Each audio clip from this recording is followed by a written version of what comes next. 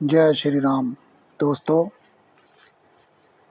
एक गांव में दो दोस्त रहते थे।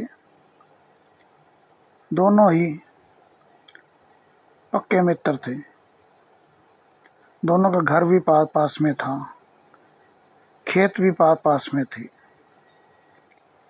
एक दोस्त सुबह सुबह गुरु घर जाता था, गुरु के दर्शन करके अपने काम काज शुरू करता था। वो एक वैसे ही अपने काम काज पर नहा धोकर लग जाता था।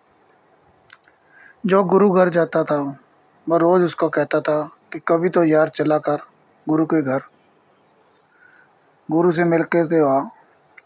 वो कहता था कि या तू चले जाता है ठीक है, बस तू मेरा मित्र ही है।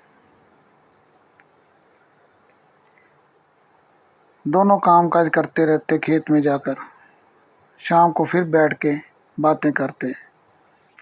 ऐसे ही समय व्यतीत होता गया। एक दिन जो गुरु घर नहीं जाता था उसके मन में भी आया कि चलो रोज़ कहता है आज गुरु के पास जाया जाए। वो उसको साथ लेकर दोनों गुरु के पास गए। जो रोज़ जाता था उसने बताया कि गुरु महाराज ये मेरा पक्का मित्र है, सच्चा मित्र है, इस पर भी कृपा दृष्टि डालिए कि जे भी है गुरु घर आया करे। तो गुरु ने उसको कहा, जो नहीं आता था, कि भगत आया करो, सत्संग सुना करो, ज्ञान प्राप्त किया करो। तो वो कहने लगा कि गुरु महाराज संसार के काम काज ही इतने हैं कि मेरे को समय ही नहीं मिलता। कोई और बात हो तो आप कहिए जो मैं मान लूँ। तो गुरु ने कहा कि ये तेरा सच्चा मित्र है, तो इसको मानता है? तो उसने कहा हाँ गुरुदेव। तो ऐसे कहना मानेगा मेरा कि इसको बिना देखे, इसका बिना चेहरा देखे तू खाना नहीं खाएगा। उसने कहा गुरु महाराज ये तो छोटी सी बात है, ये बात मैं आपकी मान लेता हूँ। तो गुरु महाराज ने कहा कि बेटा ध्यान रखना इस बात का, कभी भी खाना इसको देखे बगैर ना मत खाना। उसने कहा ठीक है गुरु महाराज। उसका नियम बन गया कि अपने मित्र का चेहरा देख के ही तीनों टाइम रोटी खाता था। दिन बीतते गए। एक दिन जो गुरु का भगत था उसको दूसरे काम जाना पड़ गया, किसी का खेत जोतने के लिए। तो जिसने वचन लिया हुआ था वो अपने खेत आया सुबह। उसने देखा कि मित्र नहीं है, तो उसने सुबह खाना ही नहीं खाया था। दोपहर हो गई। खेत जोतते जोतते, खेत में काम करते करते उसकी पत्नी आई खाना लेकर और उनको कहा कि आप खाना खा लीजिए।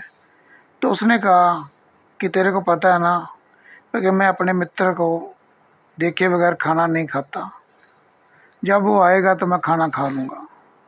तो पत्नी ने बताया कि वो तो सुबह के ही दूसरे गांव गए हुए हैं काम के लिए।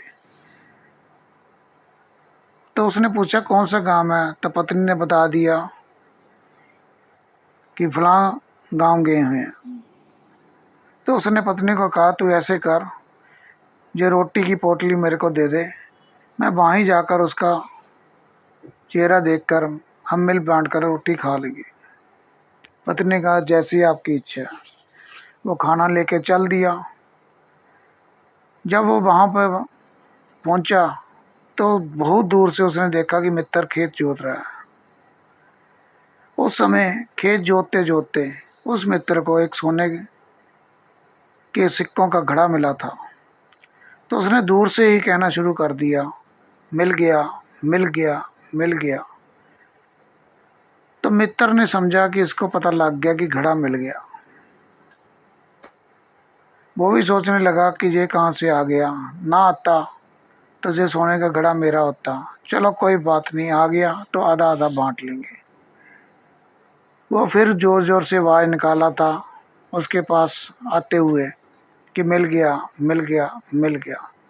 मित्र ने इशारा भी किया कि चुप कर, यदि खेत का मालिक आ गया, उसको पता लग गया तो वो ये घड़ा ले लेगा। उसको ये था।